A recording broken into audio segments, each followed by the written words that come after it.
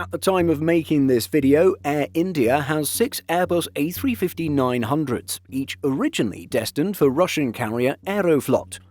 As they average just a little over 1 year old, the hard product quality is regarded by many as significantly better than the airline's other wide-body fleet.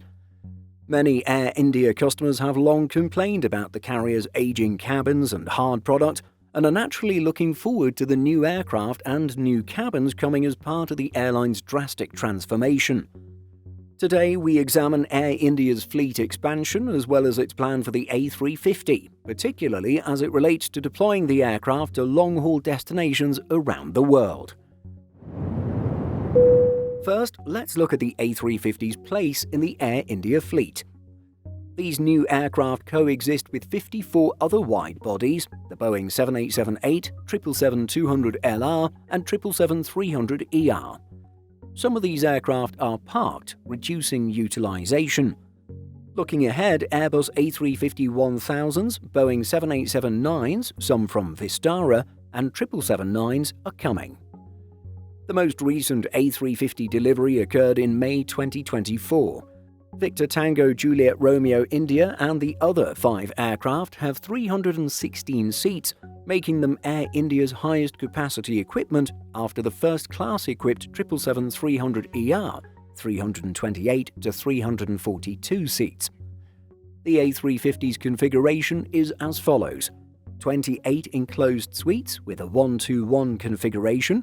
It's the same number of business seats as its ex-Delta 777-200LRs, but more than its 787-8s, the carrier's lowest premium wide-bodies. Then there are 24 premium economy seats in a 2-4-2 layout, and finally 264 economy seats in a fairly standard 3-3-3 configuration. Air India's A350s entered service on January 22, 2024. For crew training reasons, ahead of more activity and longer flights, they only operated domestically until April 30th. The first international service was to Dubai on May 1st. The airline then carried the first long-haul passengers on June 20th when it flew a one-off service to London Gatwick ahead of the Farnborough Air Show. It was positioned empty during the event before returning to Gatwick and India on June 24th. The official long-haul service was to London Heathrow on September 1st. The first North American flight was to New York JFK on November 1st. This will be followed by Newark on January 2nd, 2025. Air India, as well as many northern carriers, switched to winter schedules on October 27th based on IATA slot seasons, and these will be maintained until March 29th. Examining this winter scheduling period shows the following routes.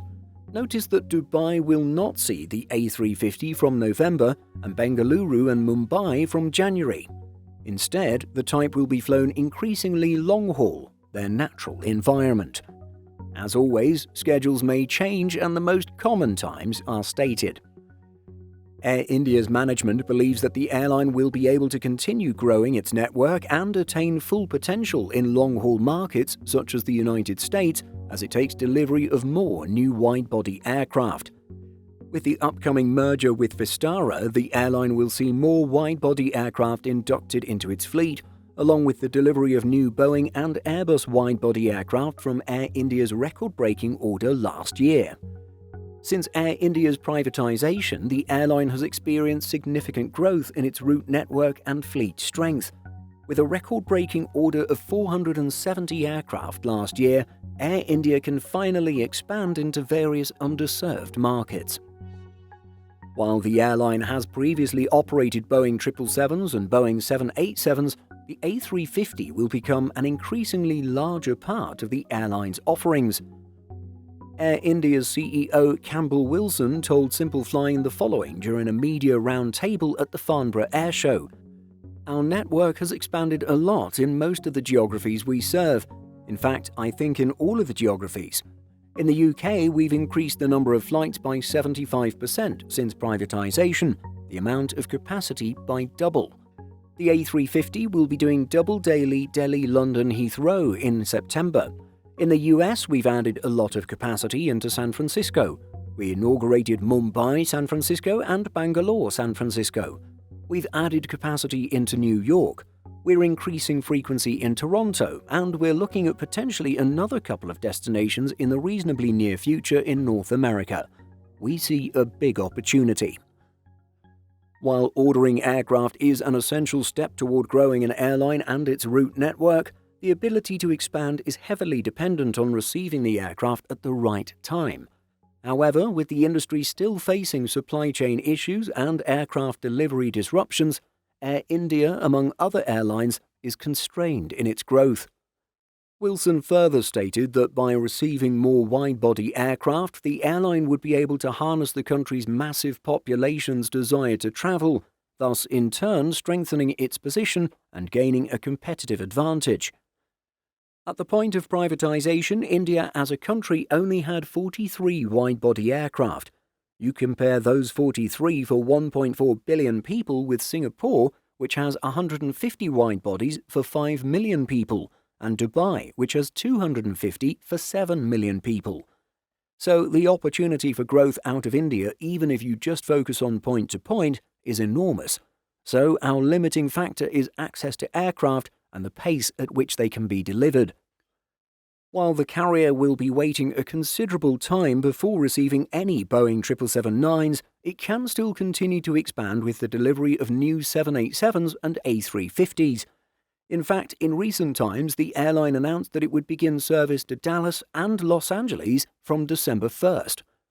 The airline is also expected to announce a third Australian destination at some point in the future, with service to the city of Brisbane. While Air India is growing steadily, the airline is also facing increased competition both domestically and internationally. In terms of domestic competition, IndiGo is the main player, as it is the largest airline in India.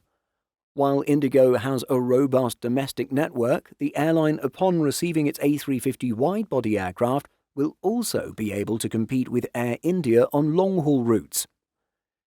In terms of international competition, Air India will be competing on several routes with Middle Eastern carriers such as Emirates and Qatar Airways. Both airlines offer industry-leading in-flight services and one-stop worldwide connectivity from their mega hubs in Dubai and Doha, respectively.